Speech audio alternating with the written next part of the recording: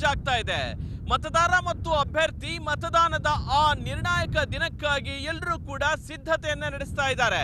ಹಾಗಾದ್ರೆ ದೇಶದ ಮೂಲೆ ಮೂಲೆಯಲ್ಲಿ ಎಲೆಕ್ಷನ್ನ ಜೋಶ್ ಹೇಗಿದೆ?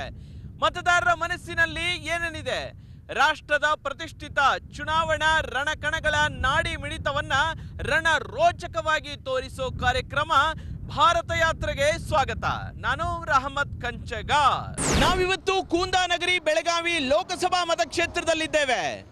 ಕ್ರಾಂತಿವೀರ ಸಂಗೊಳ್ಳಿ ರಾಯಣ್ಣ, ವೀರ ರಾಣಿ ಕಿತ್ತೂರಿ ಚೆನ್ನಮ್ಮ ಮೆಟ್ಟಿರುವಂತಹ ವೀರ ಭೂಮಿ ಇದು. ಶೌರ್ಯ, ಸಾಹಸ, ಸಂಗೀತದ ತವರೂರು ಈ ಕ್ಷೇತ್ರ.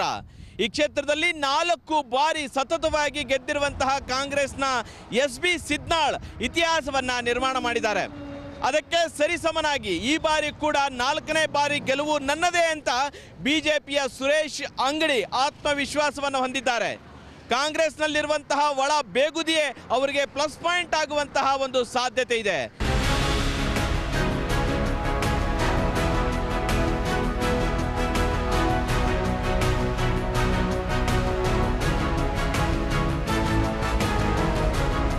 ಬೆಳಗಾವಿ ಕರ್ನಾಟಕದ ಅತಿ ದೊಡ್ಡ ಜಿಲ್ಲೆ. ಸುವರ್ಣಸೌಧ ಇರೋದ್ರಿಂದ ಬೆಳಗಾವಿಯನ್ನ 2ನೇ ರಾಜಧಾನಿ ಅಂತಲೂ ಕರೀತಾರೆ. ರಾಜಕೀಯವಾಗಿ ಸದಾ ಚಟುವಟಿಕೆಯಿಂದ ಕೂಡಿರುವ ಬೆಳಗಾವಿ ಲೋಕಸಭಾ ಕ್ಷೇತ್ರದಲ್ಲೀಗ ಚುನಾವಣೆ ರಂಗೇರಿದೆ. ಬೆಳಗಾವಿ 1951ರಿಂದಲೂ ಕಾಂಗ್ರೆಸ್ನ ಭದ್ರಕೋಟೆ. ಆದರೆ 2004ರಿಂದ ಅಖಾಡ ಬದಲಾಗಿದೆ. ಕಳೆದ 1.5 ದಶಕದಿಂದ ಕಿತ್ತೂರು ರಾಣಿ ಚೆನ್ನಮ್ಮನ ನಾಡಿನಲ್ಲಿ ಬಿಜೆಪಿ ಬಾವುಟ ಹಾರಾಡ್ತಿದೆ. ಸತತ 3 ಬಾರಿ ಗೆಲುವಿನ ಮೂಲಕ ಬಿಜೆಪಿ ಅಭ್ಯರ್ಥಿ ಸುರೇಶ್ ಅಂಗಡಿ ಹ್ಯಾಟ್ರಿಕ್ ಬಾರಿಸಿದ್ದಾರೆ. ಈ ಬಾರಿಯೂ ಸುರೇಶ್ ಅಂಗಡಿಯೇ ಅಖಾಡಕ್ಕಿಳಿದಿದ್ದಾರೆ.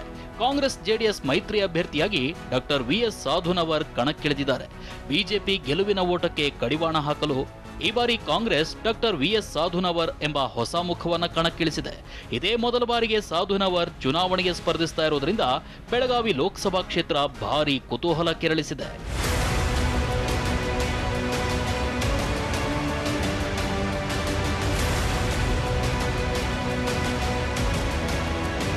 ಮೋದಿ ನಾಮಬಲ, ಕಳೆದ 15 ವರ್ಷಗಳಿಂದ ಬದಲಾದ ಬೆಳಗಾವಿಯ ಚಿತ್ರಣವೇ ತಮ್ಮ ಗೆಲುವಿನ ಶ್ರೀರಕ್ಷೆ ಎಂಬುದು ಬಿಜೆಪಿ ಅಭ್ಯರ್ಥಿ ಸುರೇಶ್ ಅಂಗಡಿ ವಿಶ್ವಾಸ. ಗೆಲ್ಲುವ ವಿಶ್ವಾಸ ಅಂದರೆ ಕಳೆದ 15 ವರ್ಷಗಳಲ್ಲಿ ಸಾಕಷ್ಟು ಅಭಿವೃದ್ಧಿಯನ್ನು ಮಾಡಿದ್ದೀವಿ. ಬೆಳಗಾವಿ ಚಿತ್ರಣವನ್ನು ಚೇಂಜ್ ಮಾಡಿದ್ವಿ. ಬೆಳಗಾವಿಯನ್ನು ಕರ್ನಾಟಕದ 2ನೇ ರಾಜಧಾನಿ ಮಾಡಿದ್ದೀನಿ. ಬೆಳಗಾವಿಯಲ್ಲಿ Rani Chennamma university, smart city, Ambedkar Bhavan, Suvarna Soudha, ಆಮೇಲೆ ಕೇಂದ್ರೀಯ ವಿದ್ಯಾಲಯ, ಪಾಸ್ಪೋರ್ಟ್ ಆಫೀಸು, ಅನೇಕ ಅಭಿವೃದ್ಧಿ ಪರವಾದ ಕಿನೆ ಡ್ಯಾಮು, ಈ ಥರ ಅನೇಕ ಅಭಿವೃದ್ಧಿ ಪರವಾದ ಕೆಲಸಗಳನ್ನು ಮಾಡಿದ್ದು ಶ್ರೀರಕ್ಷೆ. 4ನೇ ಬಾರಿ ಗೆಲುವಿನ ನಿರೀಕ್ಷೆಯಲ್ಲಿರುವ ಅಂಗಡಿಯವರನ್ನ ಸಮರ್ಥವಾಗಿ ಎದುರಿಸುವ ನಂಬಿಕೆಯಲ್ಲಿದ್ದಾರೆ ಮೈತ್ರಿ ಅಭ್ಯರ್ಥಿ ಡಾಕ್ಟರ್ VS ಸಾಧುನವರ್. ವೃತ್ತಿಯಲ್ಲಿ ವೈದ್ಯರಾಗಿದ್ದ ಸಾಧುನವರ್ ಸಹಕಾರಿ ಬ್ಯಾಂಕ್, ಶಿಕ್ಷಣ ಸಂಸ್ಥೆಗಳಲ್ಲೂ ಕೆಲಸ ಮಾಡಿರುವ ಅನುಭವವಿದೆ. ಕ್ಷೇತ್ರದಲ್ಲಿ ಹೆಚ್ಚಾಗಿರುವ ಯುವ ಸಮೂಹದ ಬೆಂಬಲ ಸಾಧುನವರ್ ಅವರ ಗೆಲುವಿನ ಶಕ್ತಿ. ನಾನು ಈಗಾಗಲೇ ಶಿಕ್ಷಣ, ಆರೋಗ್ಯ ಮತ್ತು ಆರ್ಥಿಕ ಕ್ಷೇತ್ರದಲ್ಲಿ ಕೆಲಸ ಮಾಡಿ ಸಾವಿರಾರು ಜನರಿಗೆ ಉದ್ಯೋಗವನ್ನು ಕೊಟ್ಟಿದ್ದೇನೆ. ಈ ಉದ್ಯೋಗ ಎಲ್ಲ ಅಂದರೆ ಯುವಕರಿಗೆ ನಾನು ಸ್ಪಂದನ ಮಾಡ್ತಾಯಿದ್ದೇನೆ ಮತ್ತು ಅವರಿಗೆ ಟ್ರೈನಿಂಗ್ ಕೊಟ್ಟು ಅವ್ರನ್ನ ಅಪ್ಗ್ರೇಡ್ ಮಾಡ್ತಾಯಿದ್ದೇನೆ. ಹೀಗಾಗಿ ನನಗೆ ಎಲ್ಲ ಯುವಕರದ್ದು ಸಪೋರ್ಟ್ ಇದೆ. ಮತ್ತು ನಾನು ಹಾಸ್ಪಿಟಲಲ್ಲಿ ಸುಮಾರು 30 ವರ್ಷದಿಂದ ಎಲ್ಲ ರೋಗಿಗಳ ಸೇವೆಯನ್ನು ಮಾಡ್ತಾಯಿದ್ದೇನೆ. ಹೀಗಾಗಿ ನಮ್ಮ ಕಾನ್ಸ್ಟಿಟ್ಯೂನ್ಸಿಗೆ ಎಲ್ಲರದ್ದು ಹೆಚ್ಚು ಪರಿಚಯ ಇದೆ. ಹೀಗಾಗಿ ನನಗೆ ಎಲ್ಲರೂ ಸಪೋರ್ಟ್ ಮಾಡ್ತಾ ಇದ್ದಾರೆ. ತಮ್ಮದೇ ಲೆಕ್ಕಾಚಾರದಲ್ಲಿ ಅಭ್ಯರ್ಥಿಗಳು ಭಾರಿ ಗೆಲುವಿನ ನಿರೀಕ್ಷೆಯಲ್ಲಿದ್ದಾರೆ. ಹಾಗಾದ್ರೆ ಕ್ಷೇತ್ರದಲ್ಲಿನ ಮತದಾರ ಪ್ರಭುಗಳ ನಾಡಿ ಮಿಡಿತ ಹೇಗಿದೆ? ತಮ್ಮ ಕ್ಷೇತ್ರದ ಬಗ್ಗೆ ಜನ ಏನ್ ಹೇಳ್ತಾರೆ? ಬನ್ನಿ ಕೇಳೋಣ.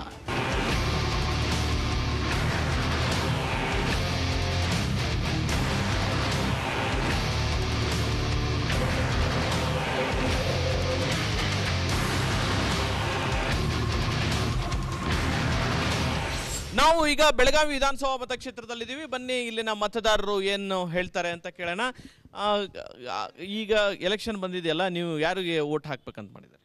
जो भी अच्छा MLA रहेगा उसको भाएंगे हम लोग, जो वर्क कर सके, कैंप एरिया में कैंप को डेवलप कर सके, जो सही है हमको लगेगा उसको भाएंगे हम। बीजेपी सी अंगड़ी है और कांग्रेस सी साधुनवर है, तो किसको आप डालना चाहते हैं?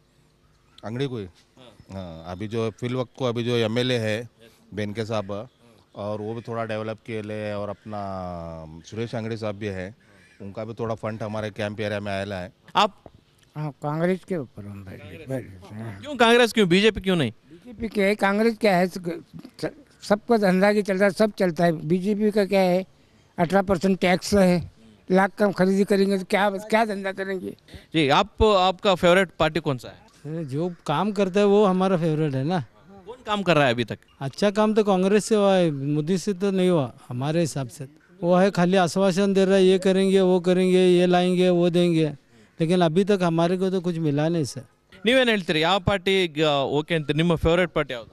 ಅಲ್ಲ, ಫೇವ್ರೇಟ್ ಪಾರ್ಟಿ ಅನ್ನೋಕ್ಕಿಂತನೂ ಜನ ಸೇವೆ ಆಗೋದು, ದೇಶ ಸೇವೆ ಆಗೋದು ಭಾಳ ಮುಖ್ಯದ.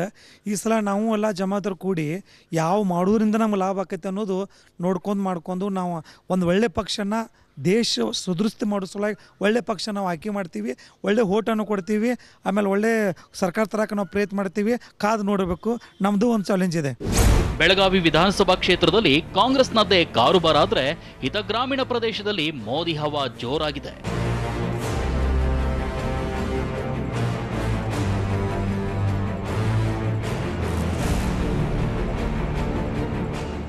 ನಾವಿವತ್ತು ಬೆಳಗಾವಿ ಗ್ರಾಮೀಣ ವಿಧಾನಸಭಾ ಮತಕ್ಷೇತ್ರದಲ್ಲಿದ್ದೇವೆ. ಬನ್ನಿ ಇಲ್ಲಿನ ಮತದಾರರ ಏನು ಹೇಳ್ತಾನೆ ಅಂತ ಕೇಳೋಣ.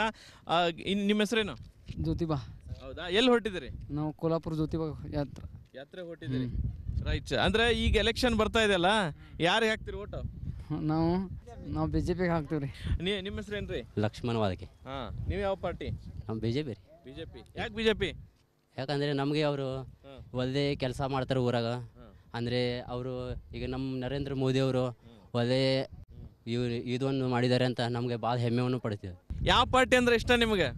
ಯಾವ ಪಾರ್ಟಿ ಅಂದ್ರೆ ಇಷ್ಟ ನಿಮಗೆ? ಭಾಳ ಇಷ್ಟ ಬಿಜೆಪಿ ರೀ. ಹೌದಾ? ಯಾಕೆ ಬಿಜೆಪಿ ಅಂದ್ರೆ ಇಷ್ಟ ನಿಮಗೆ? ಕೆಲಸ ಮಾಡ್ತಾರಂತೆ. ಹೌದಾ? ಬನ್ನಿ ಇವ್ರೇನ್ ಹೇಳ್ತಾರೆ ಕೇಳೋಣ. ಏನ್ ನಿಮ್ಮ ಹೆಸರು? ನಮ್ಮ ಹೆಸರು ಜ್ಯೋತಿಬಾ. ಜ್ಯೋತಿಬಾ ನಿಮ್ಮ ಹೆಸರು. ಯಾವ ಪಾರ್ಟಿ ಅಂದ್ರೆ ಇಷ್ಟ ಜ್ಯೋತಿಬಾ ನಿಮಗೆ? ನಮ್ಗೆ ಎಲ್ಲಾ ಪಾರ್ಟಿ ಇಷ್ಟ. ಯಾವ್ದಕ್ಕೆ ಓಟ್ ಹಾಕ್ತಿರಿ? ಎಲ್ಲ ಯಾವ ಮನಸ್ಸಿಗೆ ಬರ್ತೈತೆ ಅದ ಹಾಗಾಕ.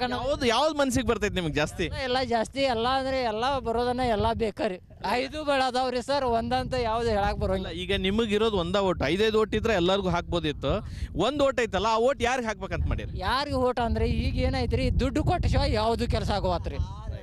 ದುಡ್ಡು ಕೊಟ್ಟ ಬಳಕ ಯಾರು ಕೊಡ್ತಾರ ಅವ್ರಿಗೆ ಓಟ ಹಾಕ್ಬಿಡೋದು. ಯಾರು ಈಗ ಇಲ್ಲಿವರೆಗೆ ಯಾರು ದುಡ್ಡು ಕೊಟ್ಟಿದಾರ? ಈ ಒಂದು ಸಿಗ್ನೇಚರ್ ಮಾಡ್ಬೇಕಾದ್ರೆ ದುಡ್ಡು ಬೇಡತಾರಿ ಸರ್. ನಮ್ ಕಡೆಯಿಂದ ಅವ್ರ ದುಡ್ಡು ತಗೋತಾರ ಅಂದ್ರೆ ಅವ್ರ ಕಡೆ ದುಡ್ಡು ಕೊಡ್ಸವ ನಾವು. ಎಷ್ಟು ಒಂದ್ ಓಟಿಗೆ ನಿಮ್ಗೆ ಎಷ್ಟು ದುಡ್ಡು ಕೊಟ್ರೆ ಹಾಕ್ತಿರಿ? ನಮ್ಗೆ ಎಷ್ಟು ಕೊಡ್ತಾರ ಅಂತ ಇದನ್ನ ಹೇಳಂಗಿಲ್ರಿ ನಾವು. ಅವ್ರು ಎಷ್ಟು ತಗೋತಾರ ಅಂತ ಅದನ್ನ ಹೇಳಕ್ ಬರೋಂಗಿಲ್ರಿ ಸರ್. ಅವ್ರು ಕೊಟ್ಟಿದ ಅಷ್ಟ ಇದು ಮನಸ್ಲ. ಆಯ್ತು ರೀ. ಪ್ರಾಮಾಣಿಕವಾಗಿ ಇಸ್ಕೊಂಡು ದುಡ್ಡು ಯಾರ ಕಡೆ ಇಸ್ಕೊಂಡಿರ್ತೀರಿ ಅವ್ರಿಗೆ ಮಾತ್ರ ಓಟ್ ಹಾಕ್ತಿರಿ. ಆ ದುಡ್ಡು ಕೊಡಿಸಿ ಇಸ್ಕೊಳ್ಳೋದು ತಪ್ಪು ಖರೆ, ಆದ್ರೂ ಈ ಕಲಿಯುಗದ ಹಿಂಗ ಆಗೈತೆ ಅಂತ ಇಸ್ಕೊಳಕತ್ತೀರಿ. ಹೌದ್ರಿ ಸರ್. ನೀವು ರೊಕ್ಕ ತಗೊಂಡ್ ಹಾಕ್ತೀರಾ? ಇಲ್ರಿ ಸರ್, ರೊಕ್ಕ ಏನ್ ನಿಮ್ಗೇನ್ ಬೇಕಾಗಿಲ್ಲ. ಯಾವ ಪಾರ್ಟಿಗೆ ಹಾಕ್ತೀರಿ ನೀವು? ಬಿಜೆಪಿಗೆ ಹಾಕ್ತೀವಿ ಸರ್. ಯಾಕೆ ಬಿಜೆಪಿ? ಯಾಕ? ಅವ್ರು ನಮ್ಮ ದೇಶ ಉದ್ಧಾರ ಮಾಡ್ತಾರಲ್ರಿ ಸರ್. ಅದು ಆಗಾಗ ಗಡಿ ವಿವಾದ, ಭಾಷಾ ವಿವಾದದಿಂದ ಸದ್ದು ಮಾಡುವ ಬೆಳಗಾವಿ ರಾಜ್ಯ ಹಾಗೂ ರಾಷ್ಟ್ರದ ಗಮನ ಸೆಳೆದಿದೆ. ನಿರಂತರ ಭಾಷಾ ಅಭಿಮಾನ ಮೆರೆಯುತ್ತಿರುವ ಕ್ಷೇತ್ರದ ಜನತೆಯ ನಾಡಿಮಿಡಿತ ಹೇಗಿದೆ ಅನ್ನೋದನ್ನ ಅವರೇ ಹೇಳ್ತಾರೆ.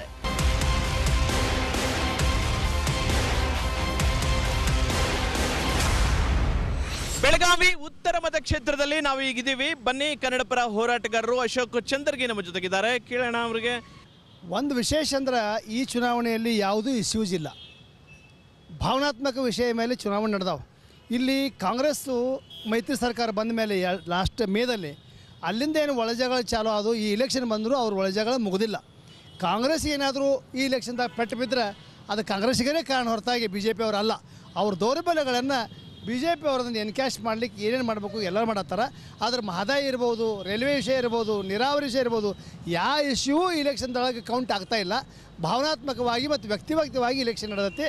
ಇದರ ಪರಿಣಾಮ ಮುಂದಿನ ರಿಸಲ್ಟ್ನಲ್ಲಿ ಬಿ ಜೆ ಪಿ ಅವರು ಲಾಭ ಪಡೆದ್ರೆ ಆಶ್ಚರ್ಯ ಇಲ್ಲ. ರೈಟ್. ನಿಮ್ಮ ಫೇವರೇಟ್ ಪಾರ್ಟಿ ಅಂತ ಕೇಳಿದ್ರೆ ಏನು ಹೇಳ್ತಾರೆ? ಇಲ್ಲ ಸರ್, ನಮ್ಮಲ್ಲಿ ಯಾವುದೇ ಥರದ ನಮ್ಮ ಫೇವ್ರೇಟ್ ಪಾರ್ಟಿ ಇಲ್ಲ. ನಮ್ಮ ಕನ್ನಡ ತತ್ವ ಸಿದ್ಧಾಂತಗಳಿಗೆ ಯಾರ ಪಕ್ಷ ಭದ್ರ ಆಗಿರ್ತದೋ ಅದು ನಮ್ಮ ನೆಚ್ಚಿನ ಪಕ್ಷ ಆಗಿರ್ತದೆ. ನೀವೇನು ಹೇಳ್ತೀರಿ ಸರ್? ಈಗೆಲ್ಲ ರಾಷ್ಟ್ರೀಯ ಪಕ್ಷಗಳು ಒಂದು ಕೂಡ್ಕೊಂಡು ಏನು ಮಾಡ್ತಾ ಇದ್ದಾವೆ, ಅವರವರು ಸ್ವ ಇಚ್ಛೆಯಿಂದ ಮಾಡ್ಕೊತಾ ಇದ್ದಾರೆ. ಈಗ ಹೆಂಗಾಗಿದೆ ಅಂತಂದರೆ, ನಮ್ಮ ಕನ್ನಡ ಭಾಷೆಯ ಬಗ್ಗೆ ಬಂದರೆ ಎಲ್ಲರೂ ಒಂದೊಂದು ಅಭಿಪ್ರಾಯಗಳನ್ನೇ ಬೇರೆ ಬೇರೆನೇ ಹೇಳ್ತಾರೆ. ಯಾರು ನಮ್ಮ ಕನ್ನಡ ಭಾಷೆಗಾಗಿ ಏನು ಇದನ್ನು ಕೊಡ್ತಾರೋ ಅವ್ರಿಗೆ ನಾವು ಮಹತ್ವ ಕೊಟ್ಟು ಅವ್ರಿಗೆ ವೋಟ್ ಹಾಕ್ತೀವಿ ಸರ್.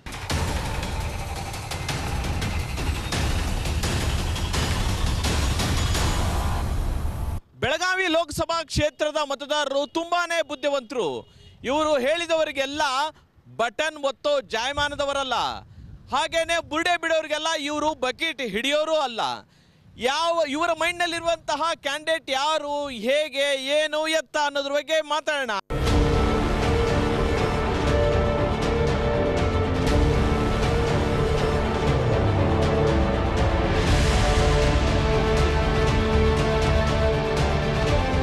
ಬೆಳಗಾವಿಯ ಶಕ್ತಿ ದೇವತೆ ಸೌದತ್ತಿ ಶ್ರೀ ರೇಣುಕಾ ಯಲ್ಲಮ್ಮ ಕ್ಷೇತ್ರದ ಜನತೆ ಪಾಲಿಗೆ ಆರಾಧ್ಯ ದೈವ ಶ್ರೀರಕ್ಷೆ. ಯಲ್ಲಮ್ಮ ದೇವಿಯ ಆಶ್ರಯವಾಸಿಗಳ ನಾಡಿಮಿಡಿತ ಹೇಗಿದೆ ಅನ್ನೋದನ್ನ ಅವರೇ ಹೇಳ್ತಾರೆ.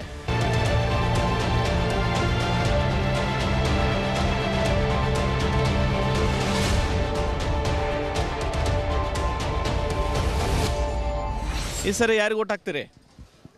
ಸರ್ ಮೋದಿಗೆ ಹಾಕ್ಬೇಕಂತ ಮಾಡಿ. ನೀವು ಏನು ಹೆಸರು ನಿಮ್ದು? ಶ್ರೀಕಾಂತ್ ಸಾಧನವ್ರು. ಯಾರಿಗೆ ಹಾಕ್ತೀರಿ ಓಟ್? ಸಾಧನವ್ರು ಇತ್ತು ಕ್ಯಾಂಡಿಡೇಟ್ಗೆ. ಕ್ಯಾಂಡಿಡೇಟ್ಗೆ ಹಾಕ್ತೀರಿ? ಅಂದ್ರೆ ಕಾಂಗ್ರೆಸ್ಗೆ ಹಾಕ್ತೀರಿ ಓಟ್. ಕಾಂಗ್ರೆಸ್ಗೆ ಯಾಕೆ ಹಾಕ್ತೀರಿ ಓಟ್? ಮೊದಲಕ್ಕಿಂತ ಕಾಂಗ್ರೆಸ್ ಯಾವಾಗಿದ್ರು ಕಾಂಗ್ರೆಸ್, ಅದಕ್ಕೆ ಮಾಡಿ. ಯಾರು ಬಂದ್ರೆ ನಿಮಗೆ ಚಲೋ ಆಗುತ್ತೆ? ಇಲ್ಲಿ ಕಾಂಗ್ರೆಸ್ ಬಂದ್ರೆ ಚಲೋ ಆಗುತ್ತೆ, ನಾವು ಬಿಜೆಪಿ ಬಂದ್ರೆ ಚಲೋ ಆಗುತ್ತೆ? ಬಂದ್ರೆ ಚಲೋ ಆಗುತ್ತೆ. ಕಾಂಗ್ರೆಸ್. ಯಾಕೆ ಕಾಂಗ್ರೆಸ್? ಮೊದಲಿಂದ ಹಾಕೊಂತ ಬಂದಿರ ಅದನ್ನು. ಕ್ಯಾಂಡಿಡೇಟ್ ಯಾರೇ ಇರಲಿ ಓಟ್ ಮೋದಿಗೆ. Only for BJP, vote for BJP. ಯಾಕೆ ಬಿಜೆಪಿಗೆ? ಯಾಕೆ? ಮೋದಿ ನೋಡ್ಕೊಂಡು ಕೇಂದ್ರದೊಳಗೆ ಅವರೇ ಬೇಕು ನಮಗೆ ಪ್ರಧಾನಮಂತ್ರಿ. ಇಲ್ಲಿ ನಮ್ಮ MP ಬಿಜೆಪಿ ಬಂದ್ರೆ ಅಲ್ಲಿ ಕೇಂದ್ರದೊಳಗೆ ಅವರು ಇದಾಗ್ತಾರೆ, ಪ್ರೈಮ್ ಮಿನಿಸ್ಟರ್ ಆಗ್ತಾರೆ. ಅದಕ್ಕೆ ಇಲ್ಲಿ ನಮ್ಮ ಓಟು ಬಿಜೆಪಿ MP-ಗೆ. ಯಾಕಂದ್ರೆ ಮೋದಿ ಅವರು ಪ್ರಧಾನಮಂತ್ರಿ ಆಗ್ಬೇಕು ನಮಗೆ. ಮೋದಿ ಅವರು ದೇಶಕ್ಕೆ ಪ್ರಧಾನಮಂತ್ರಿ ಆದರು. ಸೊ ಈಗ ಈ ಲೋಕಸಭಾ ಕ್ಷೇತ್ರಕ್ಕೆ ಸಂಬಂಧಪಟ್ಟಂತೆ ಡೆವಲಪ್ಮೆಂಟು ನಾವು ನೋಡಬೇಕು ಅನ್ನುವಂಥದ್ದು ನಿಮ್ಗೆ ಅನ್ಸಂಗಿಲ್ಲ? ಒಂದು ನಿಮಿಷ, ಒಬ್ಬ MP-ಇಂದನೇ ಏನಾಗೋದಿಲ್ಲ. ಏನು ಅಂದರೆ ಈ BJP-ಇಂದ ಆರಿಸಿ ಬಂದಿರತಕ್ಕಂಥ MP-ಗಳಾಗಿರ್ಬೋದು, ಎಲ್ಲರೂ ಕೂಡ ಅದೇ ರೀತಿ ಕೆಲಸ ಮಾಡಿದ್ದಾರೆ ಅಂತೇಳಿ ನಿಮ್ಗೆ ಅನ್ಸುತ್ತಾ? ಇಲ್ಲ, ಕೆಲವೊಂದು ಜನ ಇರ್ತಾರೆ ನೋಡ್ರಿ, 5 ಬರಲು ಸಮ ಇರೋದಿಲ್ಲ. ಕೆಲವೊಂದು ಜನ ಹಂಗಿರ್ತಾರೆ, ಕೆಲವೊಂದು ಜನ ಹಿಂಗಿರ್ತಾರೆ. ಬಟ್ ಓವರ್ ಆಲ್ ನೋಡಿದಾಗ 70 ವರ್ಷಕ್ಕೂ 70 ತಿಂಗಳಿಗೂ ಫರಕ್ ಕಾಣಿಸೋದಿಲ್ಲ ನಮಗೆ. ಇವರು ಮಾಡಿದಂಥ 5 ವರ್ಷದ ಕೆಲಸ ಮತ್ತು ಅವರು ಕಾಂಗ್ರೆಸ್ದವ್ರು ಮಾಡಿದಂಥ 60 ವರ್ಷ 65 ವರ್ಷದ ಕೆಲಸ ಕಂಪೇರ್ ಮಾಡಿ ನೋಡಿದಾಗ ಏನೇನೆಲ್ಲ ಬದಲಾವಣೆ ಆಯಿತು. ಎಲ್ಲ ಈಗ ಸುಶಿಕ್ಷಿತದಾರ ಜನ ಎಲ್ಲ ನೋಡ್ತಾರೆ, ಪೇಪರ್ ನೋಡ್ತಾರೆ ಮತ್ತು ಎಲೆಕ್ಟ್ರಾನಿಕ್ ಮೀಡಿಯಾ ನೋಡ್ತಾರೆ. ಎಲ್ಲ ಗೊತ್ತಾಗ್ತದೆ ಜನಕ್ಕೀಗ ಯಾರು ಸುಧಾರಣೆ ಮಾಡ್ತಾ ಇದ್ದಾರೆ ಯಾರಿಲ್ಲ ಅಂಥೇಳಿ. ಒಬ್ಬ ಮನುಷ್ಯ ಸರಿಯಾಗಿ ಭಾಷಣ ಮಾಡೋಕ್ಕೆ ಬರೋದಿಲ್ಲ ಅಂತ ಒಬ್ಬ ಪ್ರೈಮ್ ಮಿನಿಸ್ಟರ್ ಆಗುವಂಥ ಕ್ಯಾಂಡಿಡೇಟ್ ಅಂತ ಅವ್ರು ಹೇಳ್ಕೊತಾರೆ. ಅವನಿಗೆ ಜನರಲ್ ನಾಲೆಜೇ ಇಲ್ಲ. ಅಂಥ ಮನುಷ್ಯಗೆ ಓಟ್ ಹಾಕಿ ನಾವು ಏನು ನಮ್ಮ ದೇಶನ ಮತ್ತೆ 50 ವರ್ಷ ಹಿಂದಕ್ಕೆ ಕರ್ಕೊಂಡು ಹೋಗ್ಬೇಕೇನ್ರಿ? ಹಾಂ, ಫೈನ್. ಏನು ಹೇಳ್ತಾರೆ? ಬಿಜೆಪಿ. ಯಾಕೆ ಬಿಜೆಪಿ? ಮೋದಿ ಅವರು ಒಳ್ಳೇದು ಮಾಡ್ತಾರೆ, ಅದಕ್ಕೆ. ರೈಟ್. ನೀವು ಸರ್ ನುಡಿದಂತೆ ನಡೆದ ಸರ್ಕಾರಕ್ಕೆ ಓಟ್ ಹಾಕ್ತೇವ್ರಿ. ಯಾರು ನೋಡಿದಾರ, ಯಾರು ನಡೆದಾರ? ಸರ್ಕಾರ ಸರ್ 165 ಪ್ರಣಾಳಿಕೆ ಒಳಗೆ 160 ಈಡೇರಿಸಿದ್ದಾರೆ ಸರ್. ಮತ್ತು ಉತ್ತಮವಾದ ನಮಗೆ ರಾಜಕೀಯ ವ್ಯವಸ್ಥೆಯಲ್ಲಿ ಅಭಿವೃದ್ಧಿ ಕೊಟ್ಟಿದ್ದಾರೆ. ಮೂಲಭೂತ ಸೌಕರ್ಯಕ್ಕೆಲ್ಲ ಒತ್ತು ಕೊಟ್ಟಿದ್ದಾರೆ. ಮತ್ತು ಹೇಳ್ಬೇಕಂದ್ರೆ 136 ಕೋಟಿ ರೂಪಾಯಿ ನಮ್ಮ ದೇವಸ್ಥಾನ ಡೆವಲಪ್ಮೆಂಟಿಗೆ ಕಾಂಗ್ರೆಸ್ ಸರ್ಕಾರ ಕೊಟ್ಟಿದೆ. ಮತ್ತು ಭಾಷಣ ಮಾಡೋರು ಅಷ್ಟೇ ಬೇಡ, ನಮಗೆ ಕೆಲಸ ಮಾಡೋರು ಬೇಕ್ರಿ. ನಮ್ಮದು ನರೇಂದ್ರ ಮೋದಿ ಅವರೇ ಫೇಮಸ್ ಇದ್ದಾರೆ. ಅವರು ಒಳ್ಳೆ ಕೆಲಸ ಮಾಡ್ತಿದ್ದಾರೆ. ನರೇಂದ್ರ ಮೋದಿ ಒಳ್ಳೆ ಕೆಲಸ ಏನೇನು ಮಾಡಿದ್ರು? ಒಳ್ಳೇದಂದ್ರೆ ಎಲ್ಲ ಒಳ್ಳೇದು ಮಾಡಿದ್ದಾರೆ. ಏನು ಕೆಟ್ಟಿದ್ರು ಇನ್ನೂ ಒಳ್ಳೇದಾಕತ್ತೆ, ನಮ್ಮ ದೇಶ ಸುಧಾರಿಸತ್ತೆ. ಸರ್ ನಮ್ಗೆ ಕಾಂಗ್ರೆಸ್ ಬಂದ್ರೆ ನಾವು ಒಳ್ಳೇದಾಕತ್ರಿ. ಯಾಕೆ ಕಾಂಗ್ರೆಸ್ ಬರ್ಬೇಕು ನಿಮಗೆ? ಬರ್ಬೇಕಪ್ಪ ಅಂತಂತಂದ್ರೆ ಈಗ ನೋಡಾಕತ್ತಿರಲ್ಲೋ ಎಷ್ಟು ಅನ್ಯಾಯ ನಡಾಕತ್ತೈತಿ, ಎಷ್ಟು ಇದು ನಡಾಕತ್ತೈತಿ. ನಾವು BJP ಕಾರ್ಯಕರ್ತರ ಕರೆ, ಆದ್ರೆ ಈ ಸಲ ಹಾಕೋದಿಲ್ಲ. ಏನು ನಿಮ್ಗೆ ಅವ್ರಿಗೇನು ಜಗಳ ಐತೇನೋ?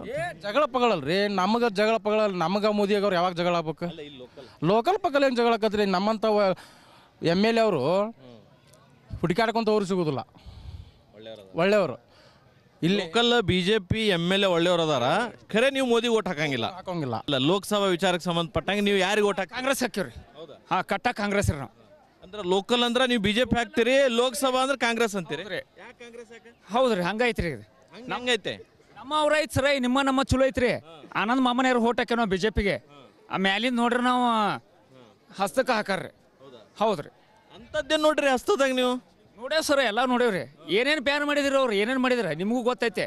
ಹಾಂ, ಬ್ಯಾಂಕಿನ ಮುಂದೆ ಪಾಳ್ಯಕ್ಕೆ ಹಚ್ಚಿದ್ರ. ಹಾಂ, ದುಡ್ಯಾರಿಗೆ 200 ರೂಪಾಯಿ ದುಡ್ಯಾರ. ನಾವು 3-4 ದಿವಸ ಪಾಳೆ ಹಚ್ಕ್ಯಾಸ 1000 ನೋಟು 2000 ನೋಟು ಬಂದ್ ಮಾಡ್ಸಿರ್ರಿ. ಇನ್ನೇನು ಮಾಡ್ತಾನ್ರಿ ಅವ? ಮ್ಯಾಲಿಂದ ಮಾತ್ರ ನಮ್ದು ಕಾಂಗ್ರೆಸ್ ಸರ.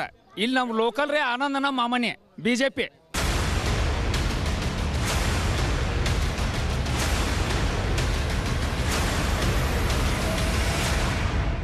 ನಾವು ಇವತ್ತು ರಾಮದುರ್ಗ ವಿಧಾನಸಭಾ ಮತಕ್ಷೇತ್ರದಲ್ಲಿದ್ದೇವೆ. ಬನ್ನಿ ಇಲ್ಲಿನ ಜನ ಏನು ಹೇಳ್ತಾರೆ, ಇಲ್ಲಿನ ಜನ ಯಾರಿಗೆ ವೋಟ್ ಹಾಕಬೇಕು ಅಂತೇಳಿ ಅನ್ಕೊಂಡಿದ್ದಾರೆ ಅಂತೇಳಿ ಮಾತಾಡೋಣ. ನಿಮ್ಮ ಹೆಸರೇನು? ನಮ್ಮ ಹೆಸರು ಅನ್ವರ್ ಅಂತ ಸರ್. ನಾವು BJPಗೆ ಓಟ್ ಹಾಕೋ ಸರ್. ಹೌದಾ? ನಮ್ಮ ನರೇಂದ್ರ ಮೋದಿ ಅವರಿಗೆ ಓಟ್ ಹಾಕೋ ಸರ್ ನಾವು. ಹೌದಾ? ಹೌದು. ಯಾಕೆ ನರೇಂದ್ರ ಮೋದಿ ಅಂತ ಇಷ್ಟ ನಿಮಗೆ? ನರೇಂದ್ರ ಮೋದಿ ಅವರು ಅಂದರೆ ನರೇಂದ್ರ ಮೋದಿ ಅವರು ಹೇಗೆ ನೋಟ್ ಎಲ್ಲ ಬ್ಯಾನ್ ಮಾಡಿಬಿಟ್ಟು ಏನು ಜನಗಳು ಏನು ಕಪ್ಪು ದುಡ್ಡನ್ನು ಕಲೆ ಹಾಕ್ತಾ ಇದ್ರು ಅಂಥವ್ರನ್ನ ಮಟ್ಟ ಹಾಕಿದಾರಲ್ಲ, ಅಂಥವ್ರು ನಮ್ಮ ದೇಶಕ್ಕೆ ಬೇಕು ಸರ್. ನಮ್ಮಂಥ ಯುವಕರು ನರೇಂದ್ರ ಮೋದಿ ಅವ್ರ ಜೊತೆಗಿದ್ದೀವಿ, ನರೇಂದ್ರ ಮೋದಿ ಅವ್ರಿಗೆ ಓಟ್ ಹಾಕೋದು. ಈಗ BJPಯಿಂದ ಸುರೇಶ್ ಅಂಗಡಿ ಇದ್ದಾರೆ, ಕಾಂಗ್ರೆಸ್ ಇಂದ ಸಾಧುನವರೀಗ ಕಾಂಪಿಟೇಷನ್ ಮಾಡ್ತಾ ಇದ್ದಾರೆ, ಅಂದ್ರೆ ಎಲೆಕ್ಷನ್ ಒಳಗಿದ್ದಾರೆ ಇಬ್ಬರು ಕೂಡ. ಸೊ ಇಬ್ಬರು ಪೈಕಿ ನಿಮಗೆ ಇಷ್ಟ ಆಗುವಂಥ ಅಭ್ಯರ್ಥಿ ಯಾರು? ಸದ್ಯ ಅವರು ಈ ಹೊಸ ಅಭ್ಯರ್ಥಿ ಆಗಂತಲ್ಲ ಸರ್. ಹಾಂ ಸರ್, ಅವರು ನೋಡ್ಬೇಕು ಸರ್. ಅವ್ರನ್ನ ಆರಿಸಿ ತಂದೆವಪ್ಪ ಅಂದ್ರೆ ಕೆಲಸ ಹೆಂಗಾಕತಿ ನೋಡಿದ್ಮೇಲೆ ಗೊತ್ತಾಗುತ್ತೆ ಸರ್. ಈಗ 3 ಸರಿ ಸುರೇಶ್ ಅಂಗಡಿ ಅವರು ಆರ್ಸ್ ಬಂದಿದ್ದಾರೆ, ಈ ಸರಿ ಹೊಸಬರಿಗೆ ಅವಕಾಶವನ್ನು ಕೊಡಬೇಕು ಅಂತ ಹೇಳ್ತೀರಿ? ಹಾಂ ಸರ್, ಹೊಸಬ್ರು ಬಂದ್ರೆ ಮತ್ತೇನೋ ಹೊಸ ಕೆಲಸಗಳು ಹಾಕಿರ್ತಾವ ಅಂತೇಳಿ ನಮ್ಮ ಉದ್ದೇಶ. ಅಂದ್ರೆ ನೀವು ಕಾಂಗ್ರೆಸ್ಗೆ ನಿಮ್ಮ ಒಲವು ಕಾಂಗ್ರೆಸ್ ಕಡೆ ಐತೆ? ಕಾಂಗ್ರೆಸ್ ಅಂತ ಅಲ್ಲ ಸರ್, ಹಿಂಗೆ ಆಲ್ರೆಡಿ ಹಿಂದೆಲ್ಲ ಕಾಂಗ್ರೆಸ್ನವರೇ ಕೆಲಸ ಮಾಡ್ಯಾರ ಸರ್. ಇಲ್ಲಿ ಅಶೋಕ್ ಪಟ್ಟಣದವ್ರದ ಕೆಲಸ ಜಾಸ್ತಿ ಆಗಿದೆ. ಈ ಸಲನೂ ಕಾಂಗ್ರೆಸ್ ಬಂದರೆ ಏನೋ ಕೆಲಸ ಆಗುತ್ತೋ ಅಂತ ಏನೋ. ಕಾಂಗ್ರೆಸ್ ಬಂದರೂ ಅಷ್ಟೇ, BJP ಬಂದರೂ ಅಷ್ಟೇ, ಒಟ್ಟು ನಮಗೆ ಇಲ್ಲೆಲ್ಲ ಕೆಲಸ ಇಂಪ್ರೂವ್ ಆಗಬೇಕು. ಕ್ಷೇತ್ರದ ಜನರ ಒಲವು ಕಾಂಗ್ರೆಸ್ ಮತ್ತು ಬಿಜೆಪಿಯ ಎರಡೂ ಕಡೆಗೂ ಇದೆ. ಸದ್ಯ ಮತದಾರ ಪ್ರಭುಗಳ ವಿಶ್ವಾಸ ಗಿಟ್ಟಿಸಿಕೊಳ್ಳಲು ಅಭ್ಯರ್ಥಿಗಳು ಭರ್ಜರಿ ಪ್ರಚಾರ ಕೂಡ ನಡೆಸುತ್ತಿದ್ದಾರೆ. ಕ್ಷೇತ್ರದ ಅತಿದೊಡ್ಡ ಸಮಸ್ಯೆ ಮಹದಾಯಿ ನೀರು. ಇದೀಗ ಇದೇ ವಿಚಾರವನ್ನ ಚುನಾವಣಾ ಅಸ್ತ್ರವನ್ನಾಗಿ ಮಾಡಿಕೊಂಡಿರುವ ಅಭ್ಯರ್ಥಿಗಳು ತಾನು ಗೆದ್ರೆ ಮಹದಾಯಿ ನೀರನ್ನ ಕ್ಷೇತ್ರಕ್ಕೆ ಕರೆತರೋದಾಗಿ ಭರವಸೆ ನೀಡುತ್ತಿದ್ದಾರೆ. ಗೆದ್ರೆ ನಮಗಿರುವಂಥ ಇಂಪಾರ್ಟೆಂಟ್ ಸಮಸ್ಯೆ ಮಹದಾಯಿ ನೀರು.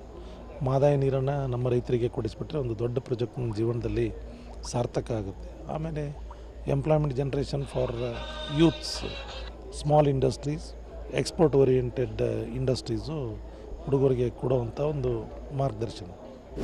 ಸತತ 3 ಬಾರಿ ಸಂಸದರಾಗಿದ್ದ ಬಿಜೆಪಿ ಅಭ್ಯರ್ಥಿ ಸುರೇಶ್ ಅಂಗಡಿಯಷ್ಟೇ ಅಲ್ಲ, ಮೈತ್ರಿ ಅಭ್ಯರ್ಥಿಯಾಗಿ ಕಣದಲ್ಲಿರುವ ಡಾಕ್ಟರ್ VS ಸಾಧುನವರವರ ಭರವಸೆ ಕೂಡ ಮಹದಾಯಿ ನೀರಿನ ವಿಚಾರವೇ. ಮತ್ತು ನಾನು ಹರೀಶ್ ಬಂದ ಬಳಿಕ ಇದೇ ಒಂದು ಮೇನ್ ಅಂದ್ರೆ ಯುವಕರಿಗೆ ಉದ್ಯೋಗ ಒದಗಿಸುವಂತಹ ಕೆಲಸ. ಆಮೇಲೆ ಈ ಭಾಗದಲ್ಲಿ ಮಹದಾಯಿ ಭಾಳಷ್ಟು ಅವಶ್ಯಕತೆ ಐತೆ, ಯಾಕಂದ್ರೆ ರೈತರಿಗೆ ಮತ್ತು ಎಲ್ಲ ಸಿಟಿಗಳಿಗೆ ನೀರಿನ ಅವಶ್ಯಕತೆ ಇರೋದ್ರಿಂದ ಮಹದಾಯಿಯನ್ನು ಇದನ್ನು ಮಾಡಿ ಅನುಷ್ಠಾನಕ್ಕೆ ತರುವಂಥದ್ದು. ಮತ್ತು ಇಲ್ಲಿ ಯಲ್ಲಮ್ಮ, ಈಗ ನಾವು ಇದೇ ಸವದತ್ತಿ ತಾಲೂಕಿನಲ್ಲಿದ್ದೇವೆ, ಯಲ್ಲಮ್ಮ ದೇವಸ್ಥಾನವನ್ನು ಹೆಚ್ಚಿನ ಒಂದು ಡೆವಲಪ್ ಮಾಡಿ ಈ ಭಾಗದಲ್ಲಿ ಟೂರಿಸಂ ಡೆವಲಪ್ ಮಾಡಲಿಕ್ಕೆ ಒಂದು ಹೆಚ್ಚಿನ ಒತ್ತು ಕೊಡ್ತೇನೆ.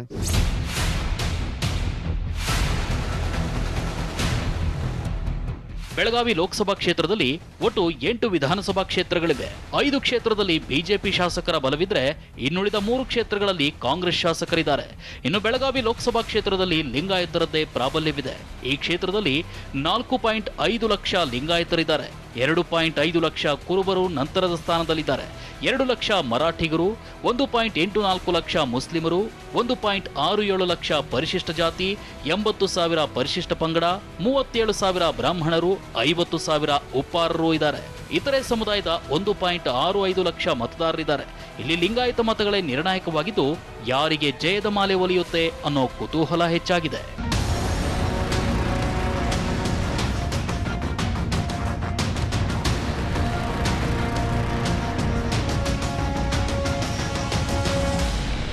ಎನ್ನ ವಾಮಕ್ಷೇಮ ನಿಮ್ಮದಯ್ಯ, ಎನ್ನ ಹಾನಿ ವೃದ್ಧಿ ನಿಮ್ಮದಯ್ಯ, ಎನ್ನ ಮಾನ ಅಪಮಾನವೂ ನಿಮ್ಮದಯ್ಯ, ಬಳ್ಳಿಗೆ ಕಾಯಿ ದಮ್ಮಿತ್ತೆ. ಅಭ್ಯರ್ಥಿಗಳು ಹೀಗೆ ಸೆಂಟಿಮೆಂಟಲ್ ಆಗಿ ಮತ ಕೇಳಲು ನಿಮ್ಮ ಮುಂದೆ ಬರಬಹುದು. ಅವರ ಒಂದು ಸೆಂಟಿಮೆಂಟಲ್ ಡೈಲಾಗಿ ನೀವು ಮರಳಾದ್ರೆ ನಿಮ್ಮ ಕಥೆ ಅಷ್ಟೇ. ಅವರ ಎಷ್ಟೇ ಘೋಷಣೆಗಳು ಭರವಸೆಗಳನ್ನು ಏನೇ ಇದ್ರೂ ಕೂಡ ಮತದಾರರು ಅವ್ರದೇ ಆಗಿರುವಂತಹ ಲೆಕ್ಕಾಚಾರ ಹಾಕಿ ಕೊನೆಯದಾಗಿ ಒಂದು ಡಿಸಿಷನ್ ಅನ್ನು ತಗೊಂಡಾಗ ಮಾತ್ರ ನಿಮ್ಮ ಓಟು ಸಾರ್ಥಕ ಆಗುತ್ತೆ. ಇದೇ ಇವತ್ತಿನ ವಿಶೇಷ. ನಿರಂತರ ಸುದ್ದಿಗಾಗಿ ನೋಡ್ತಾ ಇರಿ TV9.